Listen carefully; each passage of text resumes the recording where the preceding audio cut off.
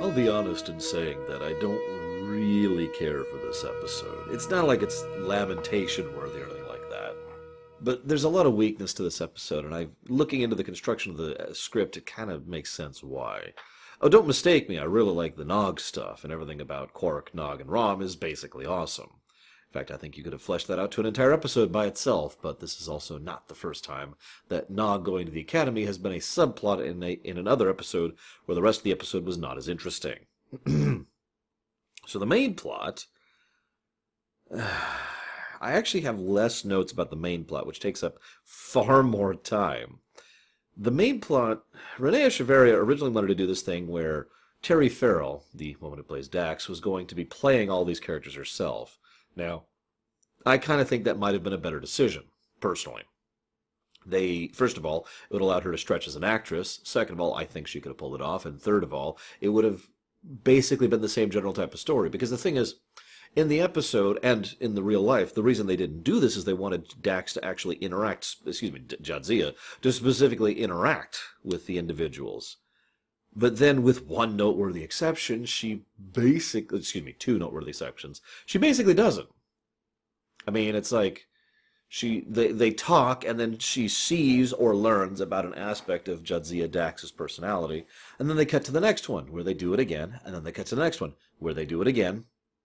I get the desire to keep all the cast involved, and for the most part, most of the actors did a pretty good job with their roles. I'm not complaining about that. Although, Avery Brooks apparently did too good of a job. We'll talk about that in a minute. But I'm just saying that the same thing could have been approached by just having her be herself, as in Terry Farrell play all the roles, rather than polling the others. They even ran into an issue, because they had three women. Remember, they already established all her previous hosts, so they were adhering to that. Good continuity, I'm in favor of that. But they had three female previous hosts. One was Kira, that's obvious, and they wanted to have Quark be another one for comedic purposes. Sure, whatever. And then they wanted to do another one. They're like, I guess we could bring Keiko on. I mean, it's not like we have any other options. Oh, Rosalind Chow is not available. Okay. I suppose we could have Lita? And just out of nowhere, this character, who I remind you has only shown up once in basically a glorified cameo, has suddenly become... like, Dax flat out says, you seven are the closest people to me and the people I trust the most. And it's just... we've never even seen this person before, except for the one brief entry. Now, don't mistake me. I like Lita, and I actually have the quiet theory that as a result of this total coincidence, dragging her into this episode and forcing her to act as someone else, probably helped to bring Chase Masterson back in the future as Lita and made her into a recurring guest star character. So I'm with that. It's just such a weird supposition, isn't it? Especially given where they were going with this. And apparently, several people involved, including Ira Steven Behr himself, had issues with this episode. The funny thing is, their issues do not seem to be the same as my issues. The biggest complaint I usually hear when people talk about this episode is the episode doesn't start until Curzon gets into Odo, and then the episode really starts to get going. And it's like... No, I think that was one of the least interesting parts of the whole episode for me. At least each of the earlier interactions, like I said, showcases a side of Jadzia Dax's personality.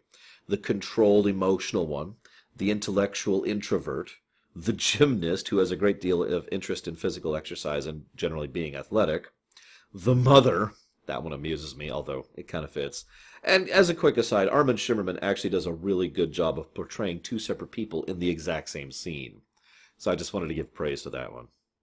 And then we have the lively one, the one who embraces life and lives to its fullest. That would be, in order, Kira O'Brien, Lita, Quark, Bashir. Then Sisko decides to be the creepy one, Joran. First question, why do him at all? Like, it's obvious this is a choice thing. It's not like they have to go down the line. They specifically select one, put it into someone else, and then put it back. All of these people are not active at the same time, right? So, why does Joran have to come out at all? Now, they take precautions, but if I could be bold, I'm astonished they didn't take more precautions. Straitjackets are a thing, you know. And the fact that Joran tries to injure Sisko is pretty much all I need to say about that. What's really weird to me, though, is I don't get why Duran was this horrible, deadly doom person. I mean, the way he was always portrayed was that he definitely had some emotional instabilities, but that mostly he was an artist, that his big shtick was trying to practice music and trying to express himself, and he also happened to be, psychopathic. Psychopathic does not mean, I'm going to kill everyone everywhere. It means you have the tendency towards having a psychopathic episode. So why is he portrayed like this in this episode? And why are they talking to him to begin with? So I mentioned we'd talk about Cisco again. Cisco, that is to say Avery Brooks, apparently did such a good job of portraying a deranged psychopath that they had to do a second take because they thought it was too terrifying. Yes, really. I believe that fully. By the way, I just think that's funny to think of that. So then Odo, of course, goes to be Curzon. Now, first of all, they actually did a good job with God, I can't think of his name all of a sudden. I always have trouble pronouncing it. René Auberjonois' makeup in making him look distinct as Curzon. But what I find interesting is he insists he is a merger of Odo and Curzon, and yet in every way he does not act like that. Instead, he acts like Curzon, who is in the driver's seat, and Odo, well, is in the passenger seat or in the back seat, right? That's the way it's portrayed at almost every level. So I don't quite buy into Curzon's presentation of that one. Further to the point, what? Curzon is all boisterous, sure. And it's not like René Auberjonois is a bad actor. He does a pretty decent job with what he's handed. He kind of comes across as this slightly more, larger-than-life kind of character. And, in fact, Cisco describes him very well. He was someone who was manipulative, selfish, and arrogant, but very charismatic, because he was so likable that you kind of went along with it anyways. And that is very much how I've always pictured Curzon. Definitely this very friendly person who's also not really that great of a person and needs to be smacked in the face every now and again with truth, or with the fact that he's pushing too far. So Jadzia, of course, finally owns up to this, and this is the closest thing to a character arc for her, is, she's still holding some problems with the fact that she was flunked out. This is something that's been mentioned twice before now. And then she approaches with him, and it turns out that the reason he did was because he was in love with her. This is when the episode immediately and completely loses me, because it is emphasized that it was not just lust. It was not just the fact that she was young and pretty and pretty and pretty. He says the word pretty like 5 times. But the fact that he felt genuine stirrings of feelings for her. Now, I know that I have a reputation for being a bit of a prude and a non-romantic, but I roll to disbelieve. I don't think that there was anything close to legitimate emotional connection there. Maybe the beginnings of it. Possibility of something that might have become a real relationship. But nothing actual real in its own right. And the fact that he is consistently emphasizing none of her qualities other than her physical appearance, well, frankly, that says all I think it needs to, doesn't it? So, I shouldn't say none. He does mention a few of her qualities other than her physical appearance. It's just he keeps emphasizing that. You're so pretty and smart and pretty and kind and pretty. I get it. She's hot. Moving on. It just, I suddenly find myself completely divested of the episode. What's the point? Okay, so he flunked her because he was ashamed, and then he got to cover his shame because he reaccepted her, and now she knows that she was worthwhile, so she has the self-confidence to move forward because she was told she was worthwhile. I don't care for that. I would have liked it better if instead she pushed Curzon, and instead of this tangled, oh, wov thing, he pushed her down because, like your typical arrogant, manipulative, selfish person, he was challenged by her. Think about it. The idea that this young Jadzia was someone who actually was really doing a good job, really showing her chops, and threatened either his ego or his records. So he shut her down, disqualified her, pushed her out of the program. And then she reapplied, and he went ahead and allowed it to go through because, well, Curzon, for all of his boisterousness and selfishness, is not a particularly evil person, right? I mean, he's capable of doing bad things, but it's hard to say he's a bad person. So the same general thing applies. He looked at that and felt bad, felt guilty for having torpedoed her out of what was effectively shame and pride. He goes ahead and accepts her the second time around, acknowledges it, and then she gets to go forward. Jadzia can move forward, now knowing the truth of this situation, and there you go. External confirmed. But if I could be completely blunt, I still don't quite like that. And I have to admit, I need time to really restructure this to make it work better. Because what I would like, personally, is if Jadzia said, you know what? I don't give a damn if you approve, Curzon. You said no to me, and that was your prerogative. And then I proved you wrong. And here I am, currently, now, proof that you were wrong. I would have preferred it if she found, of her own volition, absent the external stimuli of Curzon, that she was in fact worthy of this calling. Just my opinion. But then again, that would have taken some serious restructuring, and we would have had to explain why he said no the first time and why he said yes the second time, and it would have taken some work. And frankly, I would have rather just torpedoed all of that. I'm dead serious. I mean, Renee Echevarria is a good writer, don't mistake me. He does some good stuff. But I would have rather just nixed the whole idea and gone back to the idea of having Terry Farrell play each of the characters and have the episode be about her, about the different facets of Jadzia Dax's character. And just have Terry play each of these... I shouldn't be so familiar. Have Farrell play each of these characters. I guess I'm pretty sure she could do that. She has the chops as an actress, especially by season 3, the end of season 3, I add. So she has the chops to portray this, and then we could have seen parts of what make her her. There doesn't need to be some dilemma. There doesn't need to be some drama. Just show the character. Show it on screen.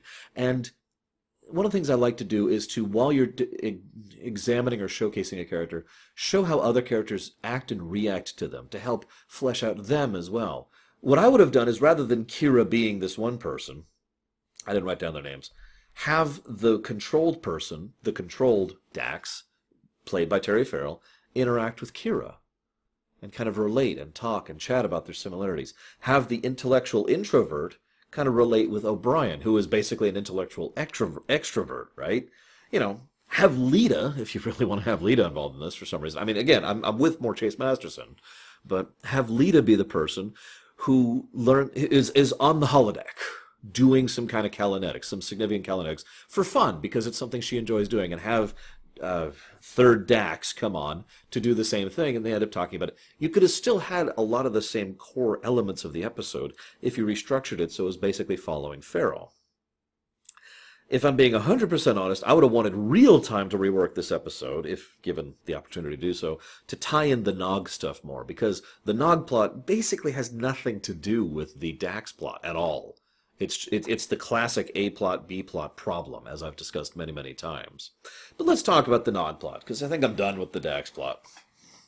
Quark. So first of all, I like the fact that he ends the program sitting down and falls back on his backside. I know that sounds like a weird thing, but it's a nice little touch to detail that makes sense, especially on a less advanced holodeck. As I mentioned in the previous episode, the idea of different tiers of quality when it comes to holodecks makes sense, especially given how new the tech is, the same way there would be different tiers of quality when it comes to transporters.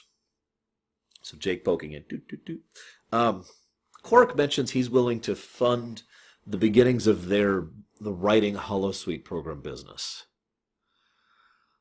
First of all, that sounds like kind of a dream job, writing holosuite programs. Not the intimate kind, I don't want to do that. But I mean, you know, holodeck programs, holonovels. We know that's a thing. And imagine being able to write a story while standing in it. Like, I'm sorry, I know this is such a geeky thing to talk about, since there's so many things you can do with a holodeck. But the thing I would want most out of a holodeck is to write. To be able to sit down and say, okay, here's this character, and then spend some time talking to the computer, designing them visually so it look approximately what they should look like, and then work with their voice and work with their mannerisms. I want them to have this kind of personality, this kind of, you know, emotion to them. All right, scene 1, act 1. He comes in here. I have him go to about this spot, computer, and then he's going to say this line and say, da da da. And then he could play it like, nah, that doesn't work. Have him say this instead. That just sounds amazing to me. I almost want to invent a real-life holodeck just so I can do that. I'm going to invent a real-life holodeck for other reasons, of course, but you know, it's sort of the top of the list. And then So the other thing I found fascinating about the idea that Cork was willing to fund it, first of all, he mentions that there's money in those programs, which I believe. But what I also find interesting is either Cork is willing to buy into the business in the hopes of being able to, have a piece of what he believes would be a successful partnership, or he's willing to pay money to keep his nephew out of Starfleet. What do you think it is? It could easily be both, of course. So then there's this really great bit where O'Brien takes him on board. And I just want to say that I wish we saw more of O'Brien and Nog interacting. I know that's a weird thing to mention, but O'Brien is so affable, but at the same time, he knows how to take charge. He's not even in the officer track. He's an enlisted man. And yet he still knows how to be the person in command. He's very good at it, probably as a result of his military experience. And I mean literal, unavoidable military experience, Starfleet or no. The man served in the Cardassian conflict, the Cardassian wars. So, excuse me. So I like the idea of him just being one of the mentors to Nog. There's this wonderful bit where he's like, all right, load the program. Nog's like, what? No, I've been studying for Runabout. And he's like, yeah, it wouldn't really be a stress test if we tested you on what you practiced, would it? And I kind of like that, because that actually makes a lot of sense. Now, I could take this moment to once again complain about the fact that the entrance requirements for Starfleet Academy are silly, as we've established multiple times over on TNG. From Season 1 to Season 4 of TNG, we see how ridiculous the Starfleet requirements are on TNG. But whatever, I'm just glad Nog got in. Oh, speaking of which, that brings us to our next part. Rom bought a cadet's uniform for him. He went to Garak and had a custom-tailored, custom-designed uniform made for Nog. And that's just really sweet. I actually felt myself melting just a little bit when I saw that. Because it's not like he needs it. I mean, this is Starfleet. When he goes to the Academy, they will scan him and then have a uniform built for him in seconds without any effort or work, because it's Starfleet. It's the height of resource control and distribution, especially on Earth, the literal paradise, right? But I bring this up because this is just, there's so much emotion and heart in doing that kind of a gesture. I'm really big on gestures. And it says a lot about how much Rom really supports his son. That he went and got this custom outfit, custom tailored, manually woven, manually tailored by Garak, spent money on it just so his son would have this. Just to support him. Just to be there. Just to say, I got your back, kid. One of the things I say so often in real life is that there's a difference between saying I support you and doing I support you. And ideally it should be both. You should both say and do. In other words, there should be intent as well as action. But there's always something extra special to me about action, about someone who takes action to show you're going to do this, kid, and it's going to be great, and you're going to be awesome. And it's just so sweet. So then Nog fails, which is interesting. And Quark's like, yeah, well, you'll always have a place at the bar. And Rom gets this interesting look on his face. The scene between Rom and Quark in the tunnels or whatever, in the corridor, is great. If anything, I just wish I could rewatch, and I might actually rewatch just that one scene when I'm done with this rumination, because it was really, really good. Notice that Rom successfully slams Quark physically into the wall without laying a hand on him. He just talks to him and advances slowly until Quark is physically just like, oh my god, up against the wall. And in the way he says it, again, Max Grodenchuk absolutely nails the role. If you try to sabotage or hurt my son again, I will burn that bar to the ground. And Quark's like, no, like, in shock. You wouldn't, you couldn't. Watch me. My son's happiness is more important to me than Latinum, and you better believe it. And Quark's like, okay. It's a really, really great scene. I've seen several people say that this is the beginning of Rom standing up to Quark, which is not actually true, as I think I've stated. He's started standing up to him before this. But this, in my opinion, is the beginning of Rom's second character arc. Arguably his third character arc, actually. His first character arc was, I'm a typical Ferengi. And he was. If you pay attention to the early DS9 stuff, he was a typical Ferengi. He even tries to kill Quark at one point. After that, he kind of went into the bumbling, I'm a comedic event kind of a character, but also someone who has a decent heart underneath him. This is the beginning of what I'm going to refer to as the serious Rom, someone who will actually be a major player in future episodes, believe it or not. And I like this Rom, so I'm glad they went this direction with him. So then he comes in, Nog comes in, and they're like, yeah! And Rom is just bursting with pride. My son has been accepted into the academy. Whole bar erupts in applause. Something about that was kind of heartwarming, too. Not just because of the fact that they're applauding, but because this is the first Ferengi ever accepted to the academy, at least that I'm aware of. There's something kind of awesome about that. Just, I don't know. And then, of course, he orders root beer, and this is the introduction of root beer to Deep Space Nine. Excuse me. Which will be a recurring thing going forward as well. I really liked half of this episode. Everything about the Ferengi was fantastic. I hope you've enjoyed my thoughts. I'll see you next time, guys.